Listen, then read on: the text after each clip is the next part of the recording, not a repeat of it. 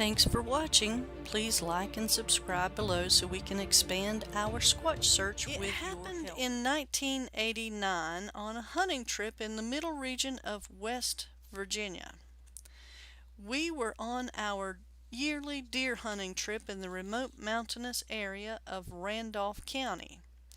I was about 24 years old and was in on leave from the military on the family hunting trip. My family and friends have hunted this area for many years, and I was very comfortable and familiar with the area. The road back had not been traveled for years and was very washed out and overgrown with brush. It was about 7 to 8 miles back before we came to the impassable areas of the road, and it was then that we geared up and proceeded on foot. I would estimate we had gone about another 2 to 3 miles on foot before we reached the crest of the mountain and decided to find our hunting spots. The light had just begun to peek over the mountaintop when I cleared my spot and settled in. I had worked up a pretty good sweat on the steady pace up the mountain, so it was not too long after setting and listening to the first morning light waking up the rest of the forest that I began to nod off to sleep. After going in and out a few times, I decided to get up and move around a little to try to wake myself up. After about 20 minutes of walking around, I stumbled on a very old wooden tree stand. Although I could tell it had been there for many years, I remember thinking it was in the best spot overlooking the very visible and open woods just under the crest of the hilltop. Not too long after, I ate the apples and oranges I had brought. After a while, the warm morning sun took its toll on me, and I nodded off again. A bad smell woke me right up. The forest was completely quiet around me, and all I could think of is what the hell that awful smell is. As I became more alert, I could hear the slight rustling below me and what I thought was some faint grunts and whines. I decided it was time to lean over and get a visual on it. It was about 25 feet below me on the slope and directly in front of the stand. It was not aware of my presence above it. It was about 5 feet tall with long, dark, reddish-brown hair. The hair from its head down its body was of equal length, about 2 to 3 inches long. The hair went down its arms and hands as well as its feet. I could barely see fingernails and toenails, not claws but nails like a human. Most of its hair was tangled with matted in spots as if it had wallowed the ground or a tree or something. I watched it smelling the orange peels and apple core, then tasting them. It looked around at one point as if to wonder where they may have come from. I wondered how long it would be before it became aware of my presence and what it would do when it did. Then I heard the rustling coming down from the top of the hill, loud rustling, and I could tell something was coming at a pretty rapid speed. I saw the one below me turn and look in the direction of the noise. It froze for a few seconds and looked almost like a statue. I could not see at this point what was coming down the hill. I was leaning to my right and looking down. I tried to move my eyes to the left, but my view was blocked by the trees that was holding up my stand and partially by the full brim hat I was wearing. I kept my eyes moving between the one below me and the direction of the disturbance coming down the hill. As it moved toward our position, it began to make noises like I have never heard before. I would ordinarily not be able to describe the noise, but I have read where other people have described it as a record being played backward. I would have to say that is a very close description. It is as if it were speaking a language, but nothing like I have ever heard before. The one below me sprang to its feet and then moved about 15 to 20 feet to the right of me. It moved very rapidly, kind of between a run and a leap, all on its feet though. It did not use its arms. It then started to bellow back at the one coming down the hill, and it sounded almost like they were arguing. That is the impression that it left me with, anyway.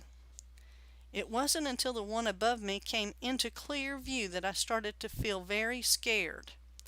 As it came into my immediate area, it moved toward the first one and began to slow to what seemed to be very cautious movements. Its attention seemed to move between the first creature and its surrounding area. I felt at this moment that it was alert to my presence. This second one was much larger than the first, and it seemed very irritated. The bigger one was covered in very dark hair, almost black. It was very muscular, and its arms were noticeably long. It stood with a slight bend, but an upright posture. It had to be about 8 to 9 feet tall. It was much larger than a human. As these two creatures squabbled, communicated back and forth, their gestures were extremely human-like. I was under the impression that the larger of the two was scolding the smaller one. They moved about 40 to 50 feet to the right of me. At this point, the larger one had its back to me. I could make out facial features of the smaller one. It had very human-like features, but a different nose. Hair covered most of its face, but it looked to be thin hair, not like the rest of it. Then the smaller creature spotted me because it went into a crouched and then squatting position and looked up in my direction. Their chattering began to quiet, and then the larger one, with its back still to me, went into a squatting position for a few seconds. The smaller one then began to howl and bellow very loudly. The larger of the one, with its back still toward me, began to howl very loudly also. The larger creature then pushed the smaller one, and the smaller one sprang to its feet and rapidly ran off across the hill to my right. It ran in long, leaping strides, and moved very fast like nothing I had ever seen. I never noticed it to ever look back. As the smaller one ran, the larger one stood up and slowly turned toward me. It had its arms bent toward above its forehead as if it were shading or hiding its eyes. It stood very straight and tall and looked directly at my tree stand. All of the fear from before overcame me, and again I prayed that thing did not try to come up my tree stand. I looked for an instant that I would yell at it, jerk or jump, and maybe frighten it away, but I could not bring myself to move. I could not even bat an eye. I could feel my legs starting to shake, and I became very hot all over. For an instant, I thought I was going to pass out or become physically ill. For a brief moment, it was looking right at my face. From what I could see, it had very large, human-like eyes and very large, round nostrils. I could not make out lips because of the hair on its face, but I would guess that they were thin lips because the hair did not stick out. It did not have much of a protruding mouth or jaw like an ape. It had a flat, fairly face like a human. It put its arms to its side and began to look around. It swiveled at the hips and looked in every direction. After a quick glance back at me, it then began to walk off in the direction of the smaller one had gone. It did not run or act scared at all. It made very long howls as it walked and turned a few times and looked in my direction as it walked away. I watched it and listened until it became just a black figure moving through the woods. I could hear it howl and bellow for a few more minutes. Then I heard what sounded like something beating a tree or log with a limb or stick or something. After about 30 minutes, I decided that if it meant to do me harm, it sure had the chance, and it was probably safe to get down out of the tree stand. I made my way back toward my friend that I had left earlier that morning. I never even thought to check the ground for evidence or anything. After about an hour, I walked up on my friend and could see his blaze orange through the trees. I was very carefully made my way in his direction. As I approached him, I could see that he was staring at me. He was sitting against some downed trees, and he did not move a muscle. As I walked closer to him, I smiled and asked him if he had seen anything. He was very pale, and I could tell he was a little scared and puzzled, and then he answered to me that he was not sure what he had saw. I jokingly said, "You look like you saw a Bigfoot," and he jumped to his feet and asked, "Did you see it?" I nodded to him, yes. Then he began to tell me what he saw. Apparently, the larger creature had moved across the hill in front of him, crashing through the trees about 40 to 50 yards away. He said at first he thought it was a bear, but after observing it, he could plainly see that it was moving very fast and walking upright like a man. I said we should try to track the two creatures, but it really didn't take too much for him to talk me out of it. This really happened 16 years ago in Randolph County, West Virginia. Also noticed I have never returned to that area of the woods. Other witnesses. 2 witnesses hunting. Time and conditions 9 a.m., slight overcast but clear weather. Environment, top of the mountain, open woods, oak, maple, hickory, beech, walnut, and pine trees. Follow-up investigation report by BFRO investigator Stephen Willis. I contacted the witness on November 25, 2005 and spoke with him about the incident and about himself.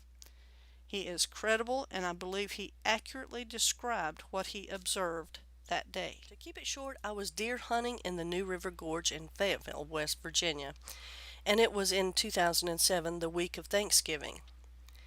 It was evening with about 2 hours of daylight left, and I noticed movement about 60 yards towards the gorge from my position. I raised my gun to view the movement through the scope. After holding it in position for 10 seconds or so, I saw a very large hand appear from the side of a large poplar tree. It was palm against the tree, and I saw fingers mostly. Then, to my surprise, I saw a head peek from around the large tree, and 2 large eyes affixed on a head, if a creature I've never seen before. And I'm a hunter. Have been since I was 8. I'm now 38. The Bigfoot blinked twice while looking at me and then stepped back behind the tree. I viewed it for about 20 seconds while it was looking at me. My mind just couldn't figure out what it was, and I knew what it wasn't. I had no desire to shoot it, and very well could have, but my mind and body almost seemed to be in a state of shock while viewing it. I had to cross near the location on the trail out of the woods, and I was effing terrified, even with a loaded deer rifle. My hair stood on end when I realized that I would have to go towards the location to get out of the woods. I called my uncle as soon as I got to my Jeep and told him. He believed me. I am a very honest man and would never lie about this. The thing is, though, I never heard it run away or move through the leaves. And you can hear movement from 20 plus yards off in these woods. It's like it just disappeared. I came home very shaken from the experience, and it changed my life. Now I know that it is out there. It was very cool looking. About 7 feet tall, it had very dark, large pupils. And around the pupils, its eyes were almost owl-like. It had brownish blonde fur, and it had a visible face. It almost looked like the troll faces that you used to put on your pencils as kids, really, but it was very clean looking and not what you would expect. Its fingers were long and thick with no fur, and it had dark fingernails. I had my scope on 9 power, and it was equivalent to being around 30 feet from me visually. It was real, and I would take a polygraph and swear on my life. Also noticed, no. Other witnesses, none I'm aware of. Other stories, I have heard of sightings in the gorge, but not recent. Time and conditions about 2 hours before dark, cloudy, 45 degrees or so. Environment, top of river gorge in mixed mesophytic forest. Follow-up investigation report by BFRO investigator Russ Jones. I interviewed the witness who has multiple degrees from West Virginia University. He is a 39-year-old avid outdoorsman. I hiked to the area of the sighting and was able to see the New River Gorge Bridge. One thing I found interesting was the power line right away, literally at the location of the sighting. It is believed that Bigfoots will often use right-of-ways as a path to avoid humans and be able to travel long distances in a straight line. In addition, the right-of-ways create a natural edge, which is a prime area for wildlife to congregate. The gorge area itself is very steep with rough terrain. Thanks for watching. Please like and subscribe below so we can expand our Squatch search with your help. If you do have an encounter to tell, send to SoCalSasquatchOrganization@gmail.com. We now have SCSO Keep On Squatchin' t-shirts available. See link in description below.